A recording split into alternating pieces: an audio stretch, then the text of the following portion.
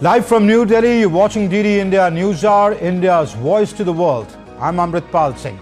Coming up in the next 1 hour, Prime Minister Narendra Modi says India will become a global power in semiconductors.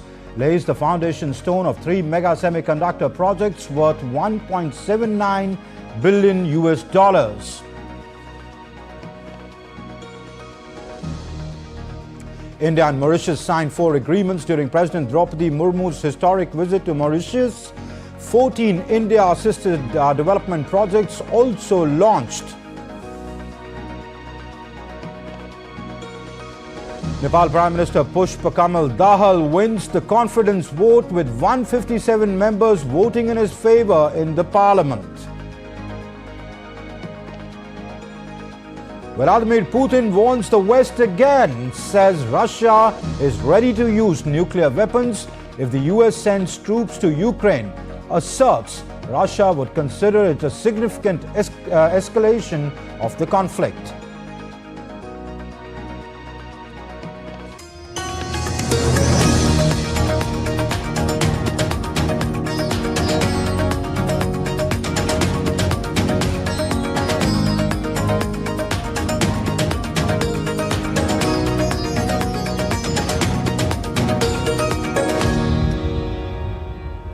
Well, India is making a strategic push towards self-reliance in semiconductors by leveraging its design expertise and hopes of strengthening the global supply chain. Soon, domestic chip production won't be a distant dream.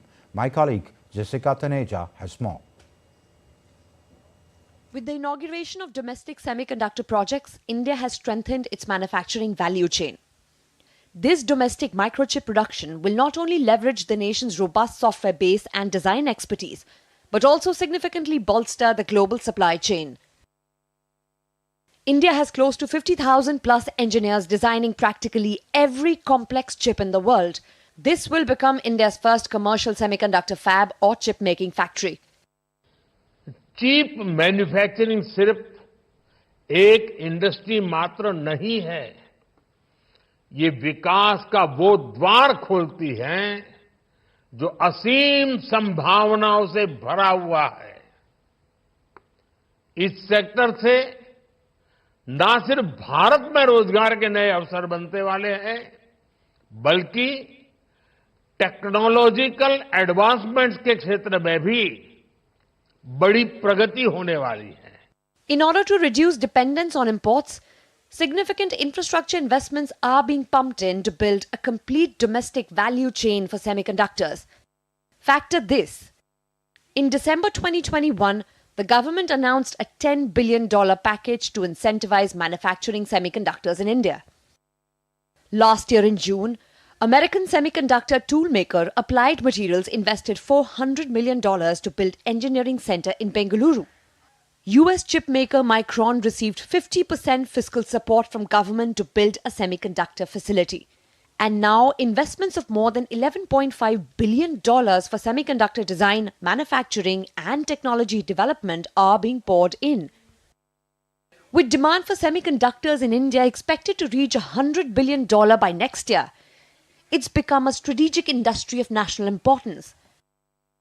As the global semiconductor market size is projected to grow to $1.3 trillion in the next 5 years, India is positioning itself accurately to attract global semiconductor companies with a mix of policies, government incentives, and investment in research and development. Jessica Taneja for DD India. Indian Prime Minister Narendra Modi on Wednesday virtually launched the PM Suraj portal and sanctioned credit support to 10 million entrepreneurs of disadvantaged sections across the country. Prime Minister Modi also distributed the Ayushman health cards and the PPE kits to sanitation workers under Namaste scheme. About 30 million beneficiaries of various government schemes for disadvantaged groups attended the program. And addressing the gathering, the Prime Minister said that through this portal, the financial assistance will be directly sent to bank accounts of beneficiaries. Suraj portal भी launch किया है। इसके जरिए वंचित समुदाय के लोगों को अब सीधे आर्थिक सहायता दी जा सकती है। यानी भारत सरकार की दूसरी योजनाओं की तरह ही विभिन्न अन्य योजनाओं का पैसा भी सीधे आपके खाते में पहुंचेगा। न कोई चीज का बिचौलिया, न कट, न कमीशन और न ही कोई सी सिफारिश के लिए चक्कर काटने की जरूरत। Indian President Draupadi Murmu wound up her three-day state visit to Mauritius. She left Mauritius this evening. In fact, she's on her way back to India. Even as we speak, India and Mauritius signed 4 agreements during her visit. 14 India-assisted development projects in Mauritius were also launched. DD India's Utsav Parmar brings us up to date with the President's visit in this report. It was a very eventful day in the annals of Indo-Mauritian relations. President Murmu led delegation talks with Prime Minister Pravind Kumar Jugnauth, reaffirming commitment to deepen the partnership. India and Mauritius signed agreements in financial services, taxation, anti-corruption and public service cooperation, enhancing regional stability and prosperity. These MoUs capture various segments of our bilateral cooperation across different domains such as public administration, avoidance of double taxation, financial services, and good governance. Both of them virtually inaugurated development projects and laid the foundation stone for the new forensic science laboratory, underlining mutual dedication to advancing technology and security. Earlier, on the third and last day of her official visit, President Draupadi Murmu visited the Apravasi Ghat and the Intercontinental Slavery Museum. The Ghat holds a significant importance in the history of Mauritius. This Ghat is located in Port Louis, and this was an immigration depot built in 1849 to receive indentured laborers from India and several other African and Asian countries. The Intercontinental Slavery Museum that the President visited commemorates the contributions of hundreds of thousands of African and Asian indentured workers to the Mauritian colonial economy and society. Ganga Talao, also known as Grand Basin, is a sacred crater lake in Mauritius revered by the Hindu community as a site of pilgrimage. President Murmu performed Jal Abhishek at Mangal Murti Mahadev and offered prayers with holy Ganga Jal at Ganga Talao. Additionally, she announced India's assistance to the government of Mauritius in redeveloping the Ganga Talao complex into a religious, cultural and tourist hub. Recent initiatives such as the launch of UPI and RuPay card, inauguration of projects in Agalega Island aimed at better connectivity, strengthening maritime security and foster socio-economic development, supply of generic medicines and launch of several community development projects are further examples of India-Mauritius continuing development partnership. With the extension of OCI card eligibility to Indian origin Mauritians of the 7th generation, many more young Mauritians will be able to reconnect to the land of their ancestors. The visit reinforces the continuing positive momentum and trends in our special relationship, and it also signals our shared and strong commitment to further intensify our relations with this important partner. The culmination of President Draupadi Murmu's 3-day visit embodies a vision of harmony in the Indian Ocean region, reflecting the shared commitment of both nations to peace, stability and cooperation for mutual prosperity. Utsav Parmar's report for DD India from Port Louis, Mauritius. And a Union Cabinet chaired by India's Prime Minister Narendra Modi on Wednesday gave its approval for the signing of 3 MoUs of Memoranda of Understanding between India and Bhutan, covering the supply of petroleum products, energy efficiency and cooperation in food safety measures. The Cabinet also approved Intergovernmental Framework Agreement, India and the UAE on cooperation for empowerment and operation of the India-Middle East-Europe Economic Corridor. More in this report. The Union Cabinet, chaired by India's Prime Minister Narendra Modi, approved 2 new corridors of Delhi Metro's Phase 4. The Indralok-Indraprastha corridor will be 12.377 km and will be an extension of the Green Line. The Lajpat Nagar Saket G Block corridor will be entirely elevated and will be 8.385 km long. 8 new interchange stations will come up on these corridors. 2 नए corridors को अनुमति मिली है जिनके ऊपर 8400 करोड़ रुपया व्यय होगा। लाजपत नगर से साकेत जी ब्लॉक के लिए 8.4 किलोमीटर लगभग मेट्रो लाइन है और दूसरी है इंद्रलोक से इंद्रप्रस्थ तक, ये भी 12.377 लगभग 12.4 किलोमीटर मेट्रो लाइन इंद्रलोक से इंद्रप्रस्थ तक बनेगी। The Cabinet also approved the signing of Memorandum of Understanding between India and Bhutan on extending cooperation in the field of energy efficiency and energy conservation measures. With the MoU, India aims to assist Bhutan to enhance energy efficiency in the household sector. India aims to support Bhutan in its endeavour to develop and implement the Standards and Labelling Scheme. The Cabinet also approved signing of an agreement between Bhutan Food and Drug Authority and the Food Safety and Standards Authority of India. The agreement will facilitate the trade between the two neighbouring countries. Agreement will promote ease of doing business. Agreement will reduce compliance cost on both sides. Cabinet also gave its approval on signing of Memorandum of Understanding between India and Bhutan on general supply of petroleum, oil, lubricants and related products. MoU to promote bilateral trade in the hydrocarbon sector will ensure secured and long-term supply of petroleum products to Bhutan. MoU will give thrust towards self-reliant India. MoU will be strategic fit as energy bridge in India's neighbourhood first policy.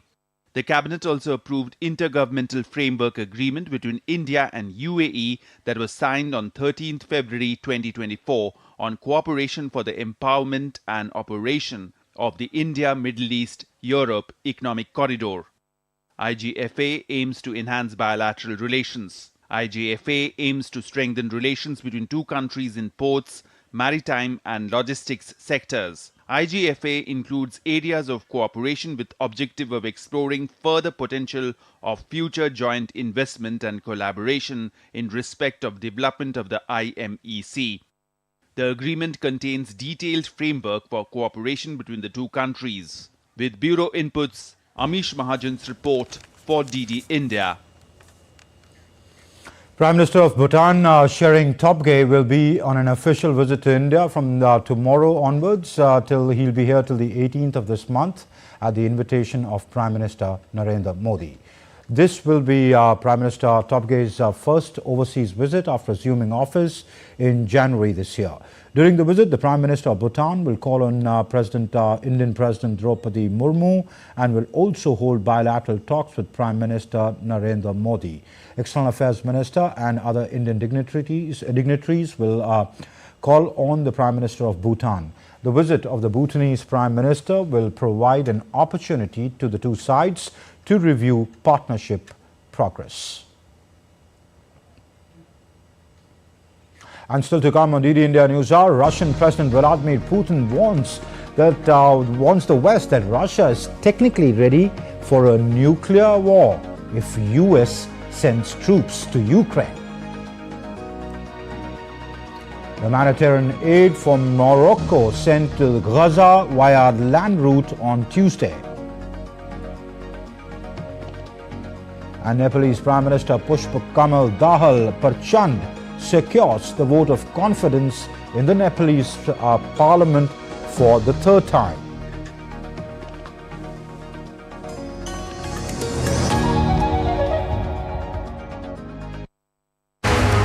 Why have the big five powers of the United Nations Security Council seen no change in 8 decades? Who is stalling reform of the world body, and for how long can we wait? Are we truly alone in the universe, or are there aliens who keep playing hide and seek with us? Watch Connecting the dots to get the full picture every Friday at 8 p.m. IST on DD India.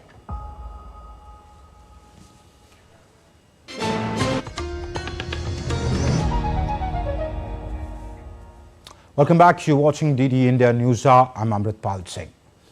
Ukraine launched a sweeping drone attack on Russian regions, causing a fire at Rosneft's biggest oil refinery. In an interview to the Russian state media, Russian President Vladimir Putin warned the West, saying that Russia is ready for a nuclear war. Meanwhile, Pentagon announced a new military aid package for Ukraine worth $300 million. Aman Kumar Himanshu brings us the latest in this next report. President Vladimir Putin warned the West on Wednesday that Russia is technically ready for nuclear war and that if the US sent troops to Ukraine, it would be considered a significant escalation of the war. From the technical point of view, of course, we are ready. The missiles are constantly combat ready. This is firstly. Secondly, and this is accepted by everybody, our nuclear triad is more modern than any other triad. Actually, only us and the Americans have a triad. And we have advanced much more than them. Our triad and the whole nuclear element is much more modern.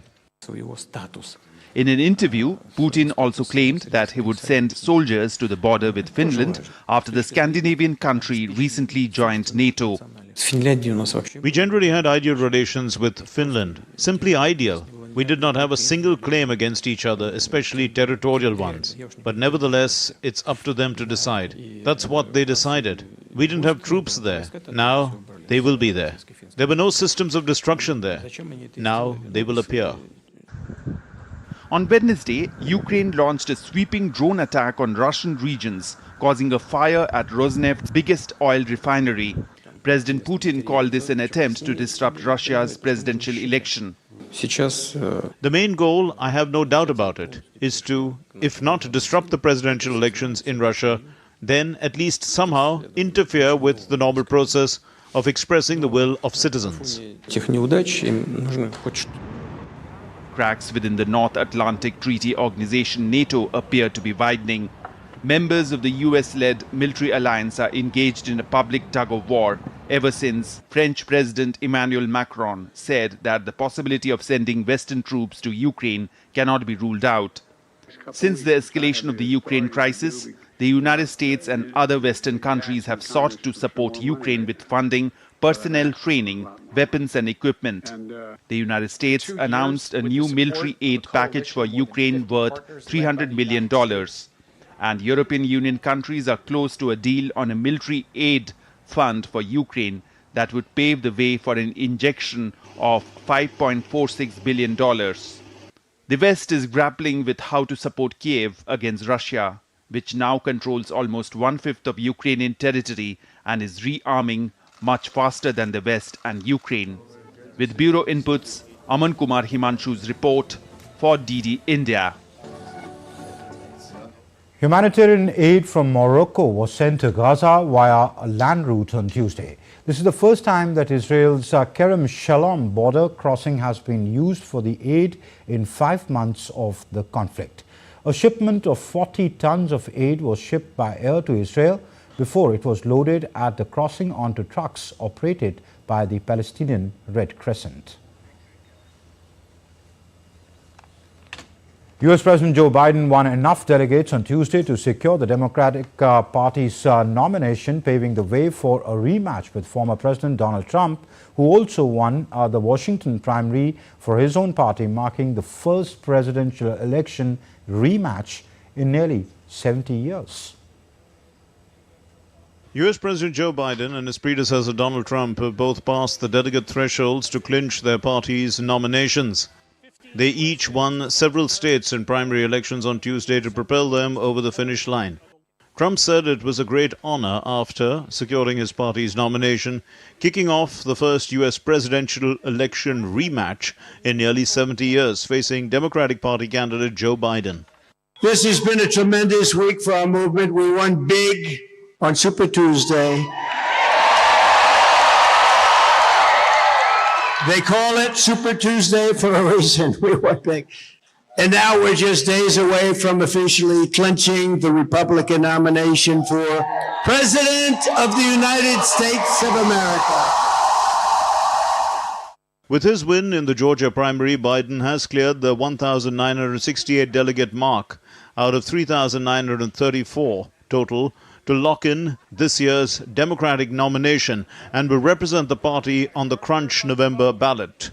Trump has now won the support of 1,215 delegates out of the available 2,429, securing enough to become the Republican Party's presidential nominee after winning primaries in the states of Georgia, Mississippi, and Washington. Biden and Trump have ratcheted up the rhetoric against each other after the Super Tuesday primaries earlier this month, when both won by a landslide in their respective parties' face-offs, and now look poised for a potentially bitter battle in a repeat of their fiercely fought 2020 election showdown.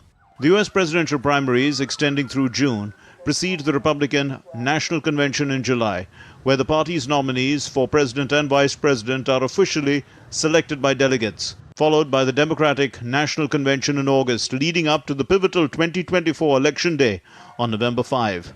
Amritpal Singh's report, DD India.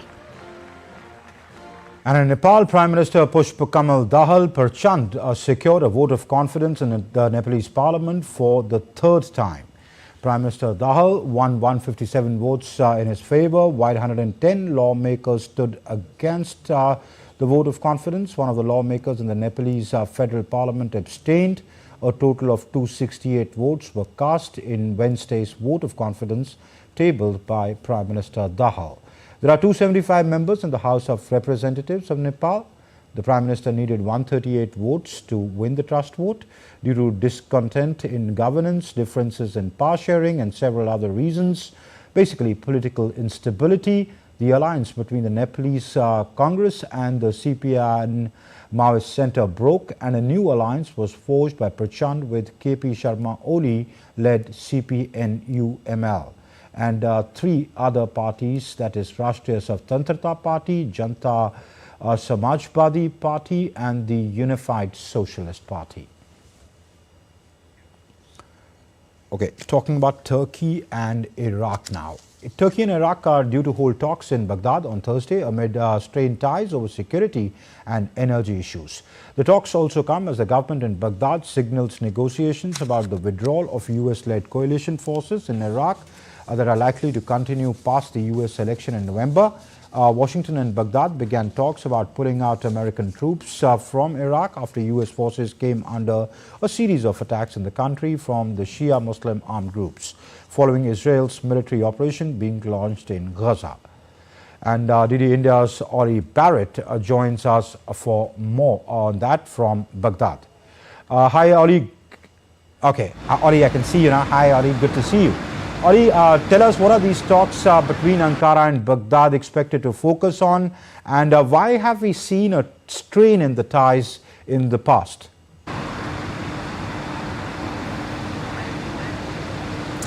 Well, Amritpal, we're told by Turkey that these talks will focus on issues around security and defence and energy, cooperation on things like renewable energy. But you're right to say that ties have been strained between Turkey and Iraq in recent months. One of the reasons that ties have been strained is over Turkish military operations against PKK Kurdish militants in the north of Iraq. Iraq has seen some of those military operations as a violation of its sovereignty, but Turkey insists that those operations will and need to continue against PKK militants, which it sees as terrorists. The other reason that ties have been strained between the two countries is over a crucial issue for the Iraqi economy, which is oil, and there is a key oil pipeline that moves oil from Iraq into Turkey and beyond into the international market. Now, that particular pipeline has seen operations paused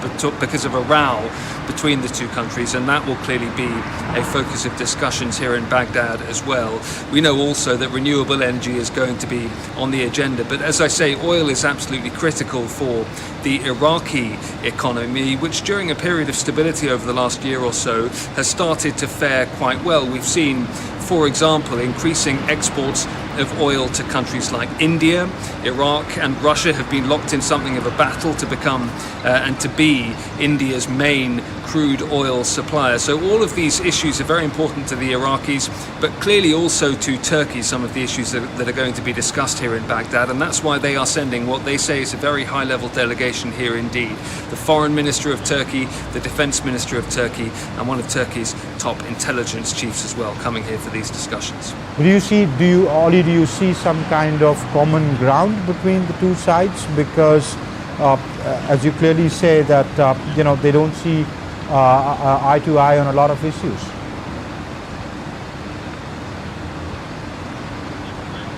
They don't see eye to eye on a lot of issues, but at the same time, they are neighbours. It is also the case that the government here in Baghdad, while it doesn't approve of the Turkish military operations that sometimes cross into Iraqi territory, is also not well disposed to the PKK Kurdish group in the Kurdistan region of Iraq.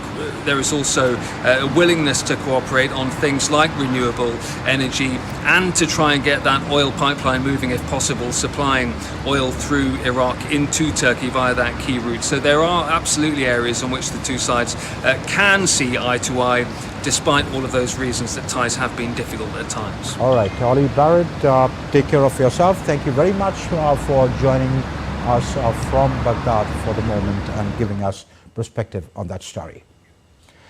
And let's now take a look at other stories making news around the world.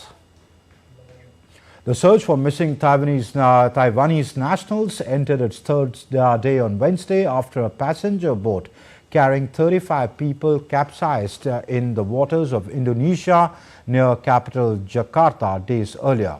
Rescuers were seen diving suits searching the waters off the coast of Jakarta's Kepulauan Seribu. The rescue agency has said that all passengers except the 46-year-old Taiwan national were rescued. A massive explosion in a restaurant in northern China on Wednesday left at least 2 people dead and 26 injured. The blast is suspected to have been caused by a gas leak. Rescue work is underway and the injured have been sent to the hospital. Pope Francis issued a fresh condemnation of all wars, days after suggesting that Ukraine should surrender and negotiate peace with Russia. Pope was criticized both by Ukraine and Western nations for his prior comments. This time, Pope did not specifically mention Ukraine or any other conflict zones, but said that all should overcome the madness of war.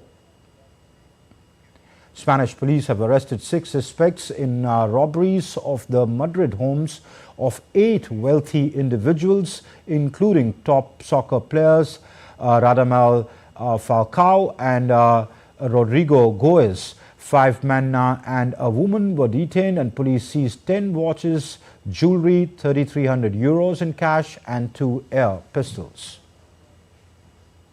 Swedish police on Wednesday forcibly removed Greta Thunberg, who was blocking the entrance to the parliament with other climate activists for a second time this week. Thunberg and dozens of other environmental campaigners on Monday began blocking the main entrances to Sweden's parliament in a sit-down protest against the efforts of climate change and what they said was political inaction. And still to come on DD India News Hour, we'll be speaking with an expert in the studio about India's semiconductors push. India's Bharatiya Janata Party releases the second list of candidates for the upcoming general elections. And India's Information and Broadcasting Minister Anurag Singh Thakur launches the PB Shabd, a news sharing service to provide news stories in major Indian languages.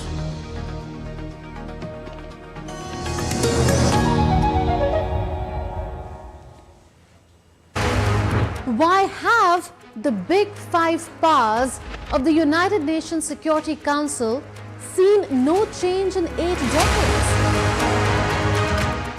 Who is stalling reform of the world body, and for how long can we wait? truly alone in the universe? Or are there aliens who keep playing hide and seek with us? Watch Connecting the Dots to get the full picture every Friday at 8 p.m. IST on DD India.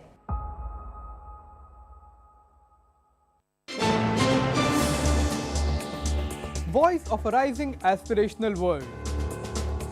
Stories of challenges, struggles and accomplishment. A world battling conflict, hunger and poverty. Embracing growth, development, science and technology.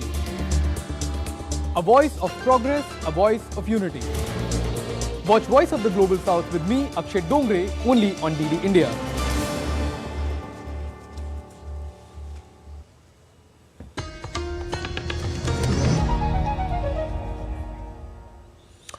You're watching DD India News Hour. I'm Amrit Pal Singh.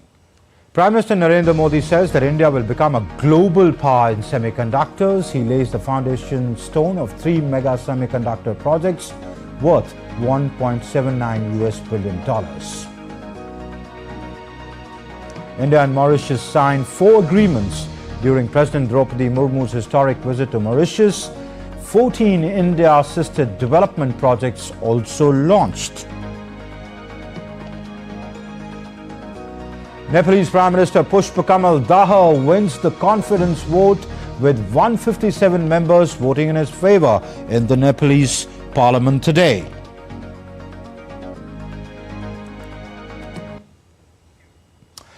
Well, to talk about what the Prime Minister said about the semiconductor push and the 3 mega projects he launched today, what are the implications?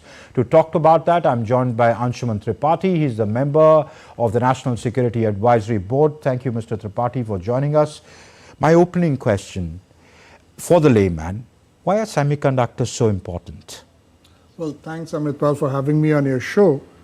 If you look for the past 50 years, almost in every sector in this world, the advancement is based on semiconductors. Okay. Semiconductors is the foundational technology on which all research happens. What's a semiconductor?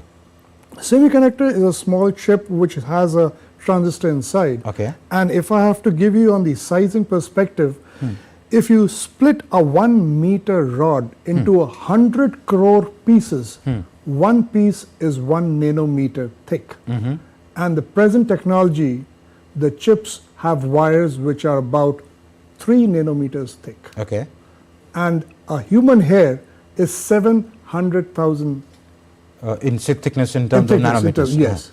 So we have a set of technologies which are going, which are very small in size, in a very small place, doing a lot of computation for you. Used where? Like in the phone, in the computer? In the phone, in the computer, in heart pacemakers, everywhere you name it. In automobiles. If you remember a few years ago, we had a big supply chain problem because semiconductors were not reaching the automobile industry. So why is the world suddenly talking about it? Why is it so important?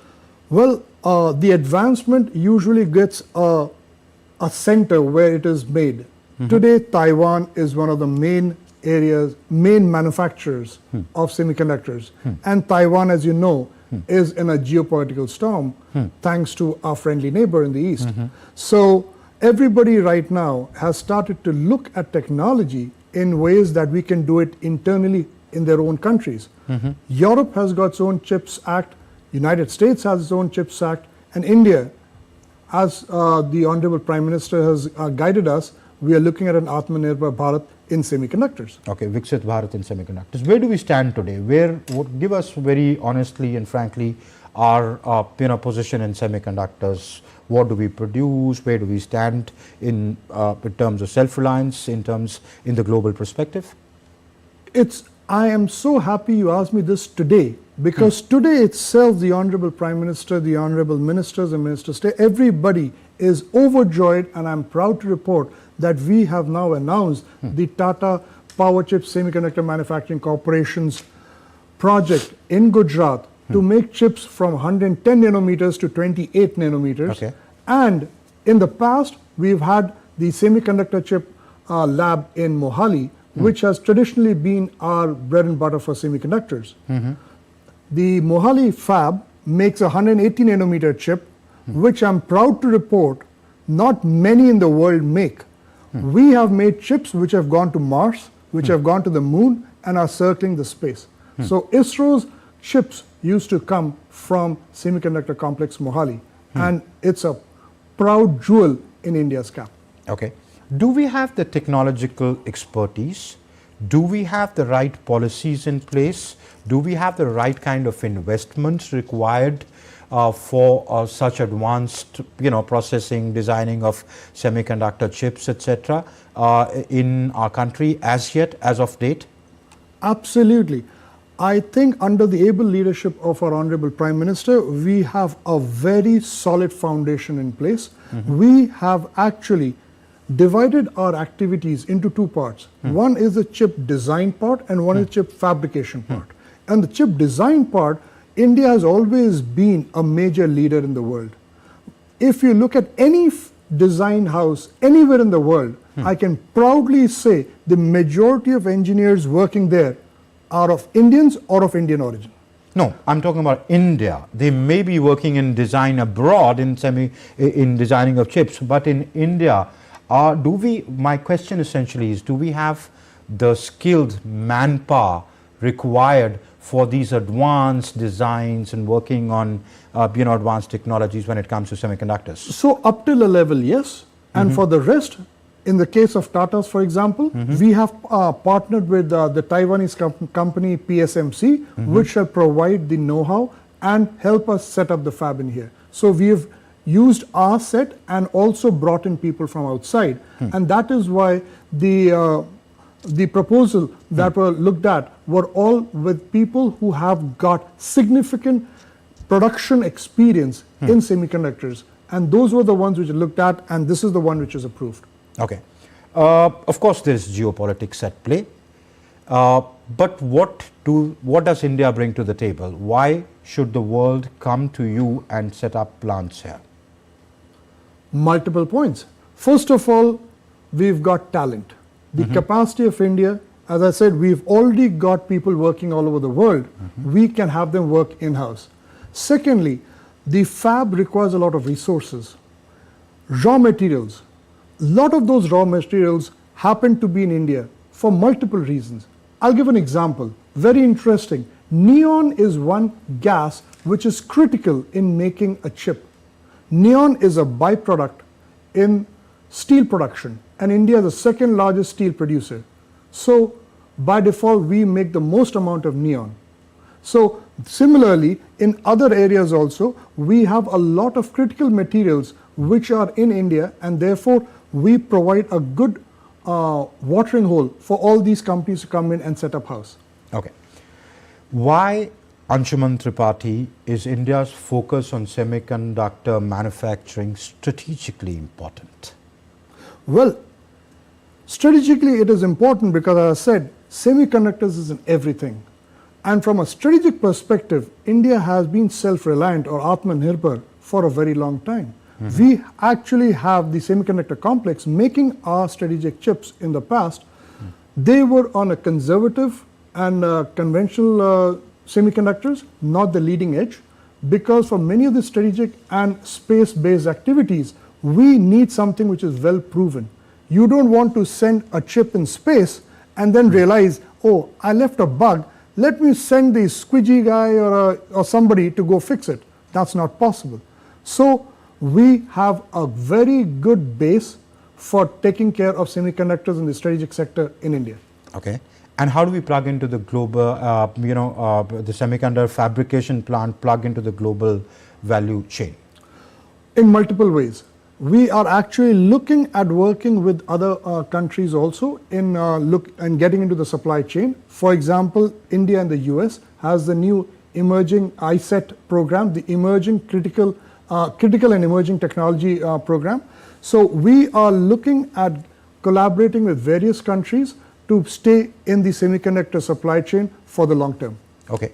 And finally, give for my viewer the sense of how do the three projects that the Prime Minister launched today, put it in context, how important are they? Where do they take us? They are very important, and they are basically divided into two sectors. One is the packaging part and one is the fabrication part. So designing, as it is, as I said, India was good at, and now once it is designed, we can manufacture in the fabs in, say, the Tata PSMC fab, and then we can also package it and make it ready, test it and make it ready for internal combustion as well as for export. So we have now gone the full circle, and from design to the end product, we have everything in place. Okay.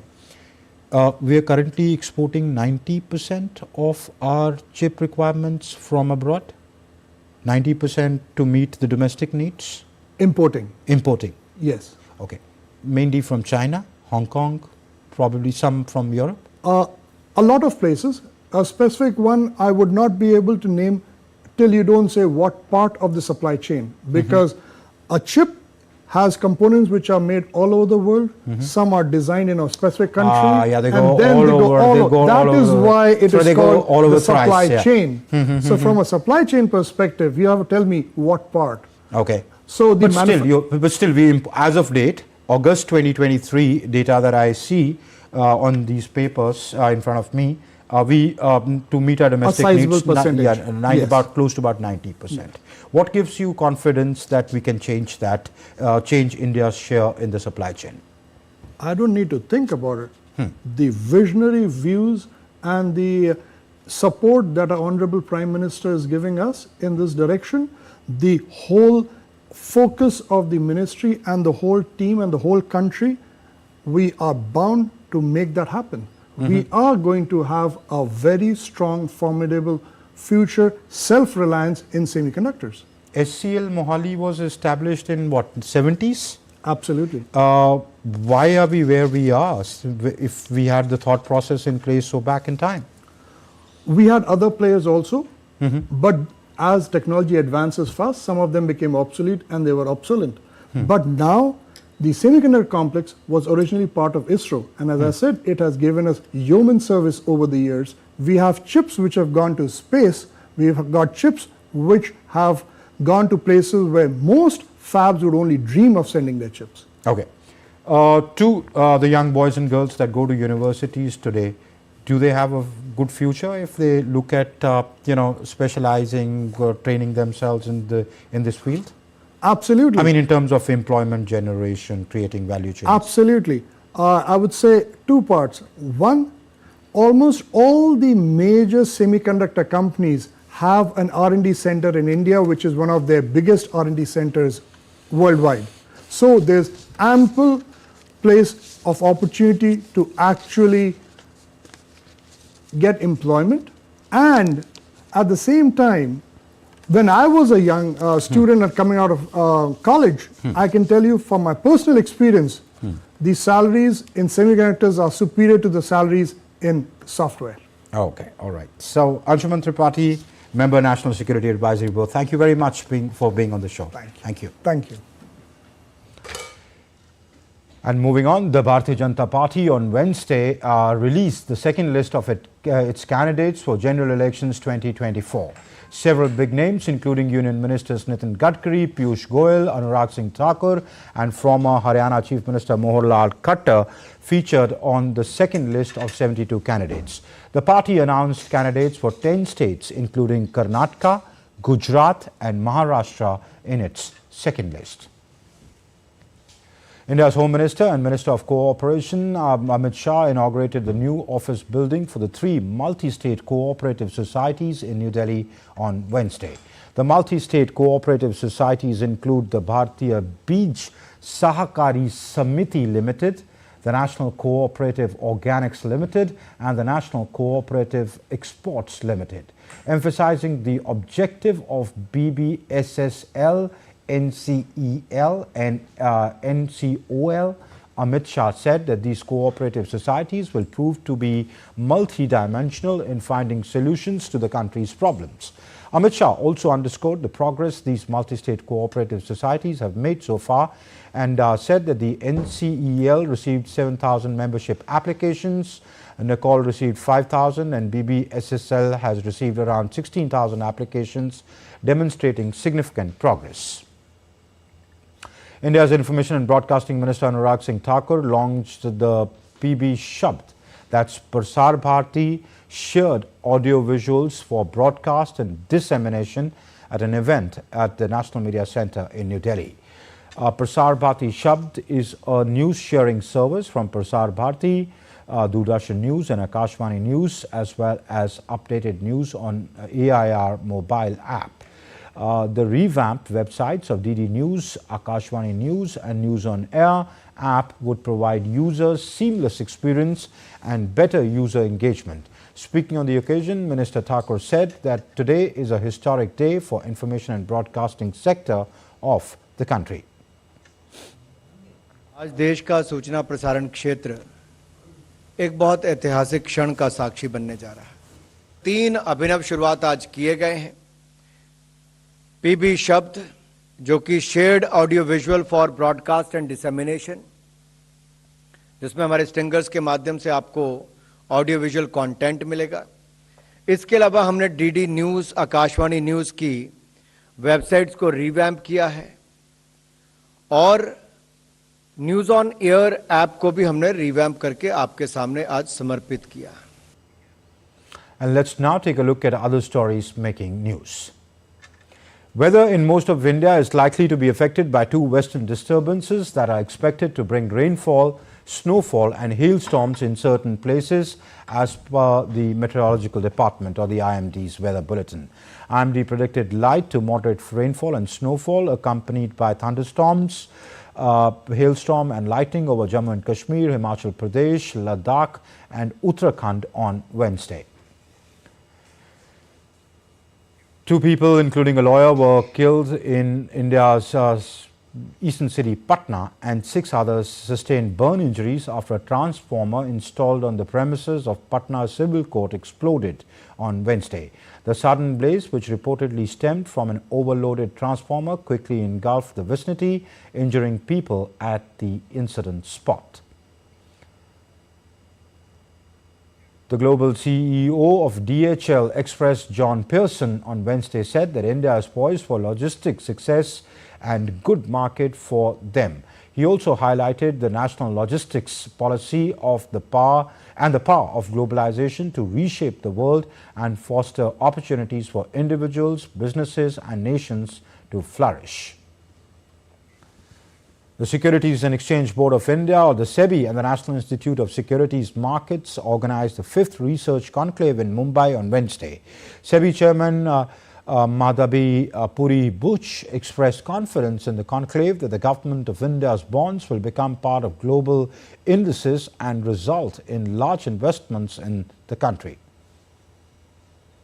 And still to come on DD India News Hour, Japan's Space One Kairos rocket explodes shortly after its inaugural launch. Indian off-spinner Ravichandran Ashwin regains top spot in the ICC men's test bowling rankings.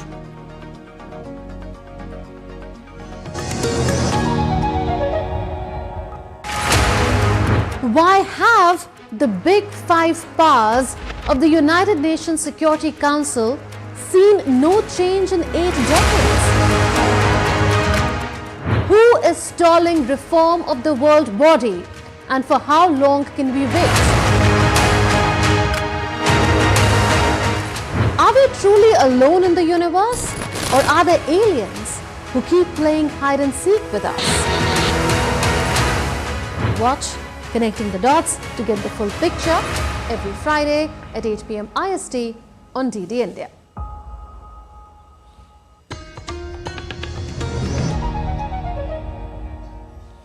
You're watching DD India News Hour. I'm Amritpal Singh. Ahead of the parliamentary elections in India, Prime Minister Narendra Modi gained support from US Congressman Rich McCormack, who has exuded confidence that Narendra Modi would be re-elected as the Prime Minister of India. Congressman McCormack is a Republican from Georgia. In an interview, McCormack said that India's progressive outlook on economy and positivity towards the Indian diaspora worldwide is going to affect the global economy. Japan's Space One Space One's Kairos rocket exploded shortly after its inaugural launch on Wednesday.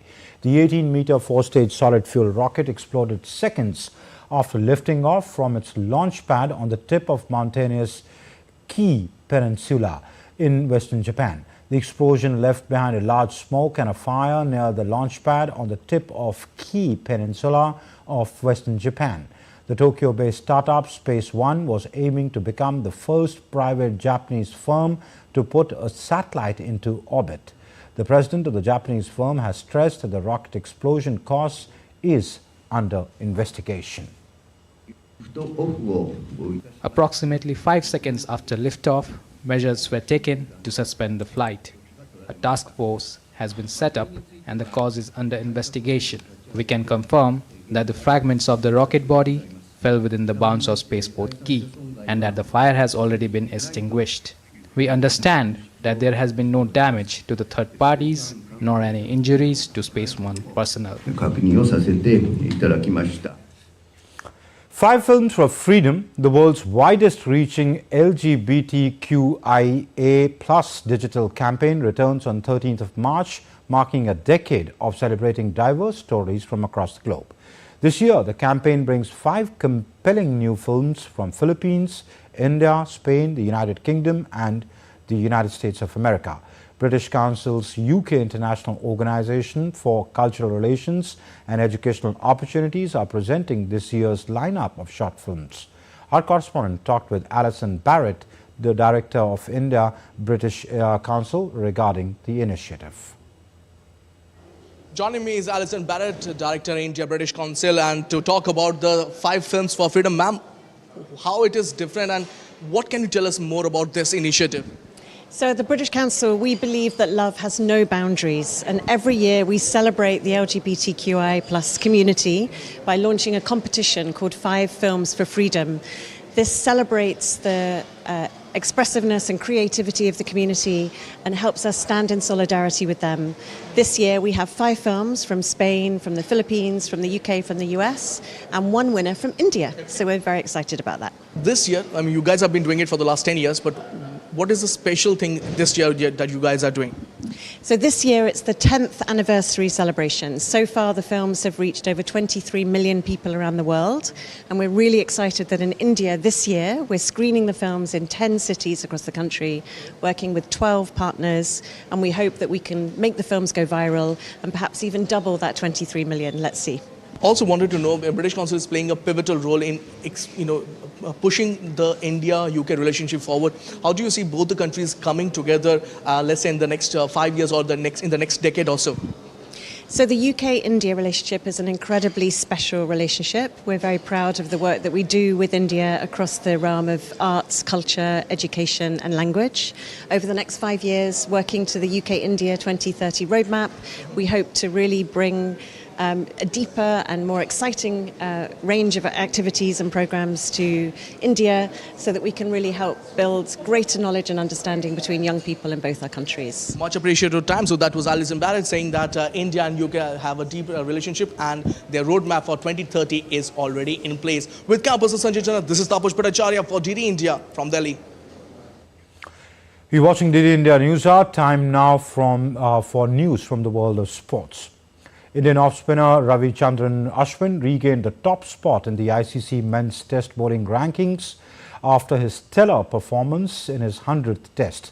Ashwin took 9 wickets against England. The big haul helped Ashwin overtake teammate Jasprit Bumrah to the premier position.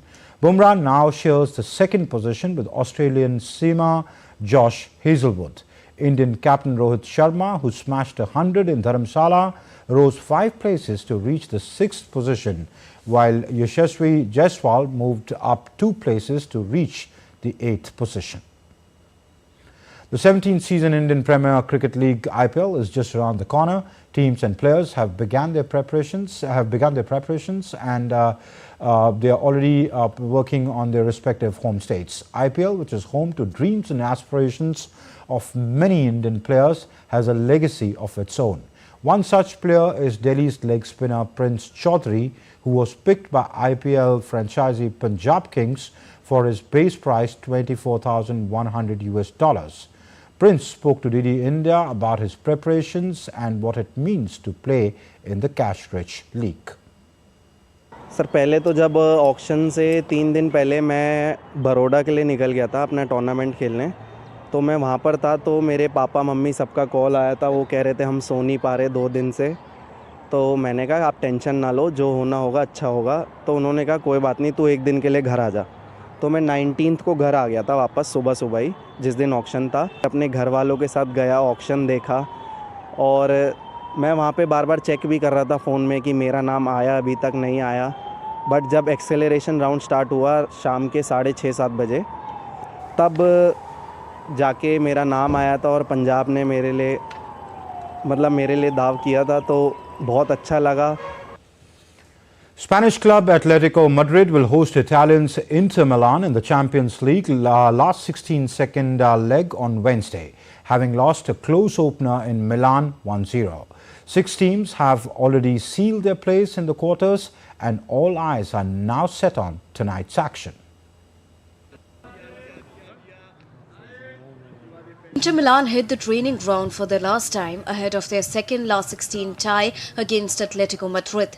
The runaway Serie A leaders have the advantage in the tie after a 1-0 win last month, courtesy of a late strike from substitute Marko Arnautovic. Athletic failed to record a shot on target during the first leg, but will have the backing of their fierce support in Madrid to spark them at Civitas Metropolitano. The meeting is just the 4th time the teams have played each other, with Atletico winning once and Inter twice in previous clashes. Regarding tomorrow's match, we know it's going to be a complicated one against a rival of great value, and that here at their home they transform. In the league they played 14 games and won 13 and just 1 draw, so we know that is going to be difficult and that we will need to read in the best way, knowing that we have a little advantage from Milan. But of course, we will try to play our match since the beginning. Meanwhile, Atletico Madrid coach Diego Simon said on Tuesday that he is confident of overcoming the 1-0 deficit against an Inter Milan side that he described as the best squad in Europe. Simon does have issues to deal with ahead of the return, his side having slumped to a surprise 2-0 defeat at third-bottom Cadiz on Saturday, and qualification for next year's Champions League not guaranteed.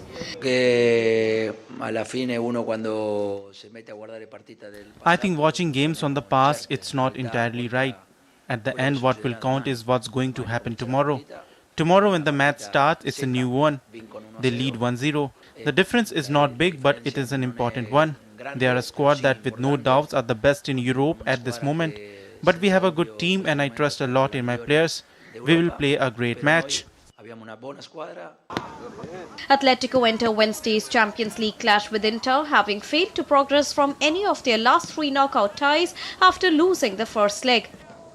Inter will be confident of securing their spot in the quarterfinals, having progressed from 7 of their last 8 Champions League knockout ties after winning the first leg, but success against Athletic is not given as the Nerazzurri have failed to win any of their last 10 visits to Spain in Europe's elite club competition.